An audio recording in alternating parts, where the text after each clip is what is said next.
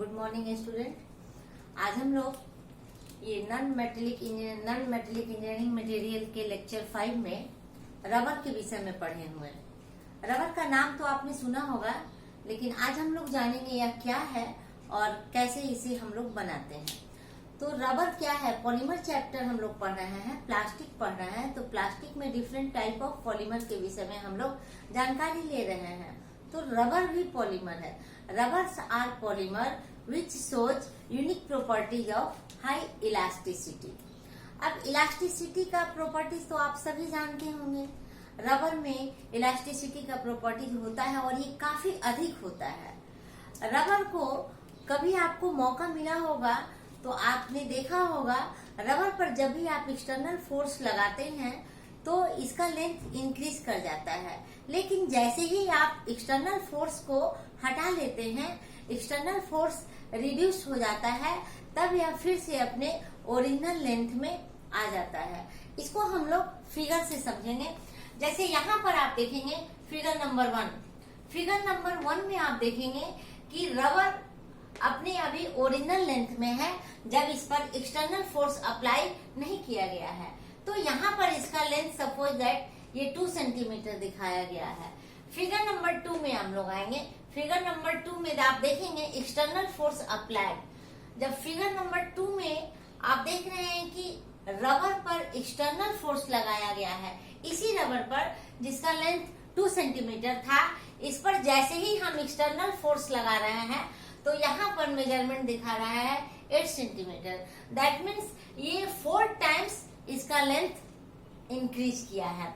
लेकिन जैसे ही हमने एक्सटर्नल फोर्स को रिड्यूस कर लिया है, एक्सटर्नल फोर्स को हटा लिया है, तो यहाँ पर देखेंगे फिर से ये रबर शॉर्ट हो गया है। तो एक्सटर्नल फोर्स को रिड्यूस करने से रबर फिर से अपने ओरिजिनल लेंथ में आ जा रहा है। अब हम लोग देखेंगे कि रबर में ऐसा होता क्यों है। रबर में ऐसा होता क्यों है? क्योंकि जब भी हम एक्सटर्नल फोर्स लगाते हैं इसका लेंथ काफी ज्यादा हो जाता है, और जब हम फोर्स को रिड्यूस कर लेते हैं तो इस अपने ओरिजिनल लेंथ में आ जाता है।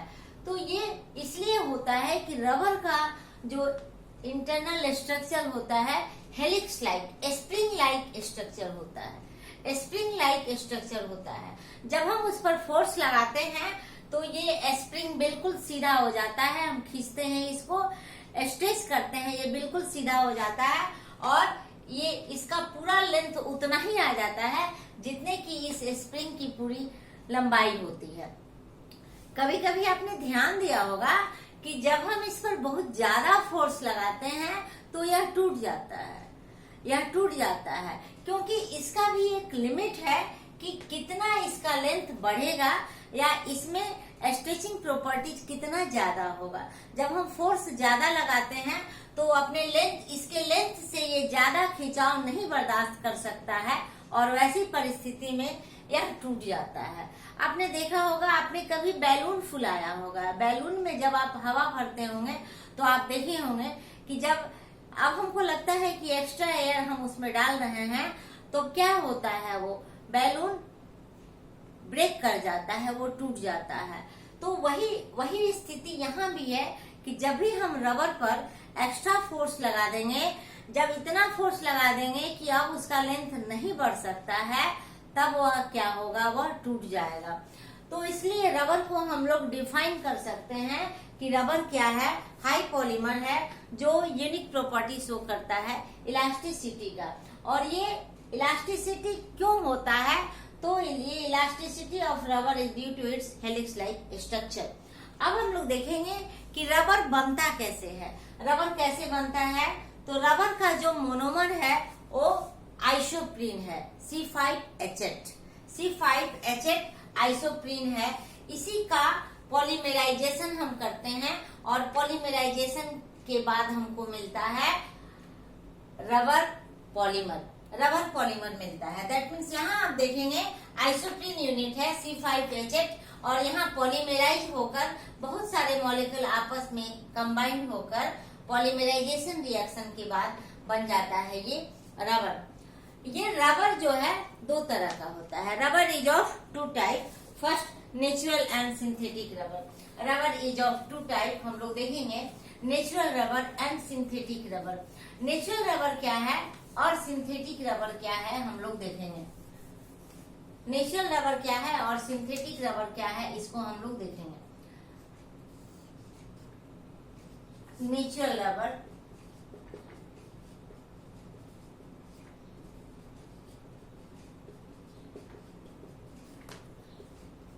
And synthetic rubber.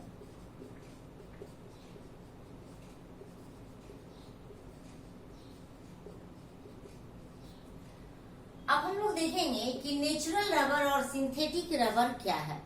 सबसे पहले हम लोग जानेंगे नेचुरल रबर। ये नेचुरल रबर हमको कहाँ से मिलता है।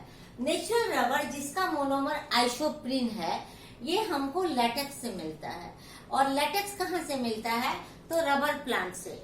Isoprene is obtained from the latex which is obtained from rubber tree, that is the hevea gutta percha. Hevea gutta परचा रबर प्लांट है और रबर प्लांट के लेटेक्स से हम लोग नेचुरल रबर को प्राप्त करते हैं। उस लेटेक्स में 30 to 40% आइसोप्रीन रहता है और 50 to 60%, 60 to 70% उसमें वाटर रहता है। उस लेटेक्स को हम लोग प्लांट से ऑब्टेन करते हैं और प्लांट से निकालने के बाद फिर हम उससे रबर बनाते हैं। अभी जस्ट हम लोग देखेंगे कि ये नेचुरल रबर बनाने का प्रोसेस क्या है, कैसे हम लोग इसे प्रोसीड करते हैं।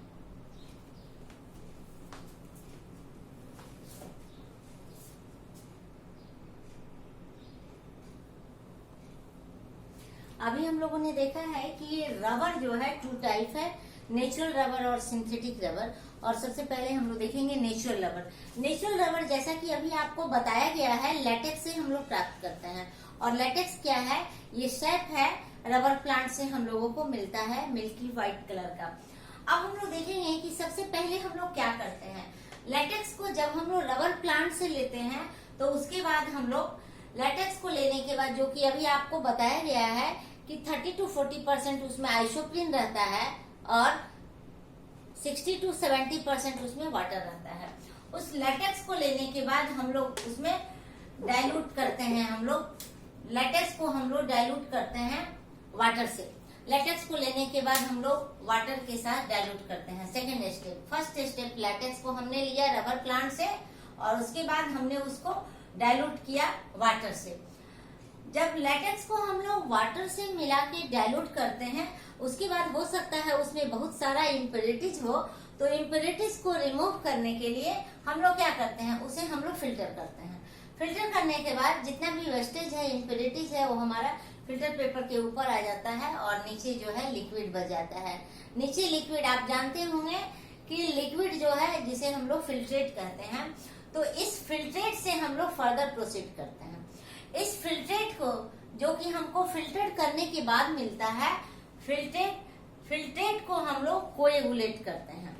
कोएगुलेटेड हम लोग इसको करते हैं कोएगुलेंट यूज करके। और कोएगुलेंट आप जानते होंगे ऑर्गेनिक कंपाउंड है। जैसे ही फिल्ट्रेट में हम ऑर्गेनिक कंपाउंड ऐड करते हैं तो क्या होता है, कोएगुलेट हो जाता है, एक जगह इकट्ठा हो जाता है सॉलिड मास में। कोएगुलेशन के बाद हमको क्या मिलता है, बॉल मिलता है, बॉल और मास ऑफ रबर। जैसे ही हम कोएगुलेशन करते हैं वो लेटेक्स जो पहले लिक्विड स्टेट में था, अब हमको क्या मिल जाएगा, बॉल और मास ऑफ रबर। उस रबर को हम लोग रोलर के बीच से गुजारते हैं। ये मास और बॉल जो हमको मिला रबर का, उसको हम लोग क्या करते हैं, आप देख रहे होंगे लिखा हुआ है स्क्वीज्ड बिटवीन रोलर्स। तो उस बॉल और मास को हम लोग रोलर के नीचे से उसको निकालते हैं, रोलर के बीच में से। जैसे ही उस बॉल और मास को रोलर के बीच में से हम लोग निकालेंगे तो क्या हो जाएगा, वो एकदम दब जाएगा और हमको सीट मिलेगा। वो बॉल और मास जो रबर का है वो दब गया है, बिल्कुल प्रेस हो गया है। और प्रेस होने के बाद हमको क्या मिलेगा, सीट मिलेगा, रबर का सीट मिलेगा। आप देख रहे होंगे यहाँ पर रबर का सीट मिला है। ये रबर का सीट जो हमको मिला है रोलर के बाद से, रोलर के बीच में निकालने के बाद से, इस सीट को हम लोग क्या करते हैं, वॉश करते हैं, धोते हैं। वॉश करते हैं। और धोने के बाद यहाँ पर आप देख रहे होंगे लिखा होगा ड्राई, सुखाते हैं। धोने के बाद हम लोग इसको सुखाते हैं और सुखाने के बाद जो हमारे पास मटेरियल मिला वह मटेरियल क्या है, क्रूड और रॉ रबर। यही नेचुरल रबर है जो हमको इतना प्रोसेसिंग के बाद हमको प्राप्त हुआ है, क्रूड और raw rubber. This is the natural rubber. But natural rubber has many drawback. Natural rubber हमारे बहुत ज्यादा यूज का नहीं है। आप जानते होंगे नेचुरल रबर उसी तरह हमारे यूज का नहीं है जैसे कि pure gold.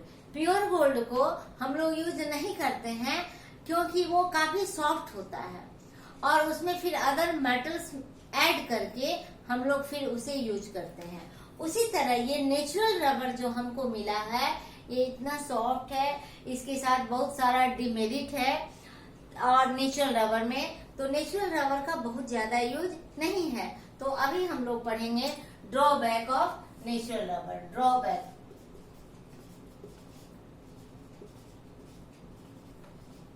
Of natural rubber.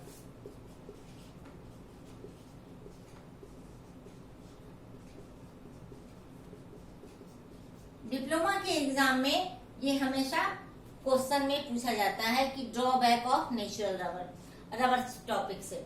सबसे पहले हम लोग देखेंगे कि इस नेचुरल रबर का जो ड्रॉबैक है वो क्या है, पॉइंट बाय पॉइंट हम लोग देखेंगे।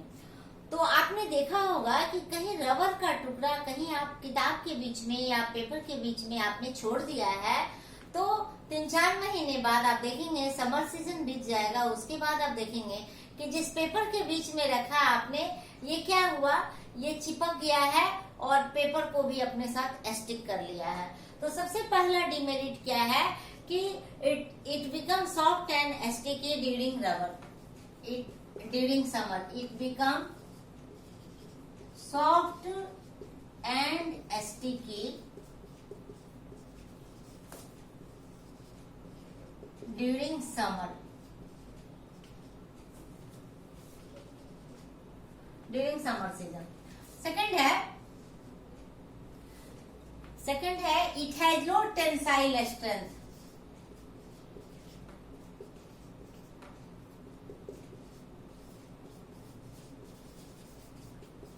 इसका टेंसाइल स्ट्रेंथ लो है। टेंसाइल स्ट्रेंथ इसका लो है।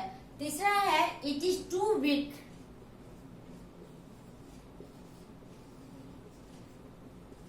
So it cannot be, it is too weak, so it cannot be used heavy duty operation. It is too weak, so it cannot be used in heavy duty operation. Fourth है it has large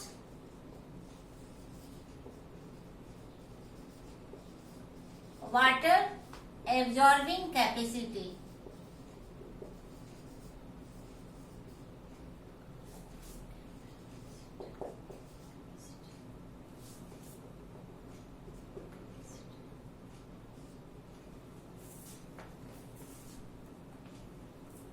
It has large water absorbing capacity। और fifth है हम लोग देखेंगे कि fifth point है large water absorbing capacity. उसके बाद फिफ्थ पॉइंट हम लोग देखेंगे कि it is soluble in some organic solvent. It is soluble in some organic solvent.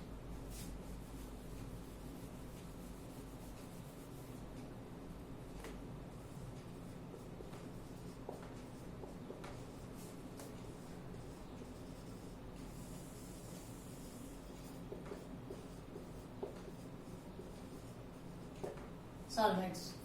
तो इस तरह से हम लोग देखेंगे कि 5 पॉइंट है जो ये नेचुरल रबर के ड्रॉबैक को दिखाता है।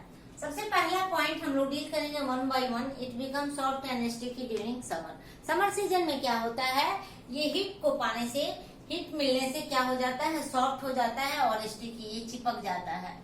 दूसरा क्या है, इट है लो टेंसाइल स्ट्रेंथ। इसका टेंसाइल स्ट्रेंथ भी काफी कम है, जिसे बहुत सारे इंजीनियरिंग वर्क्स में, इंडस्ट्री में हम लोग इसका इस्तेमाल नहीं कर पाते हैं।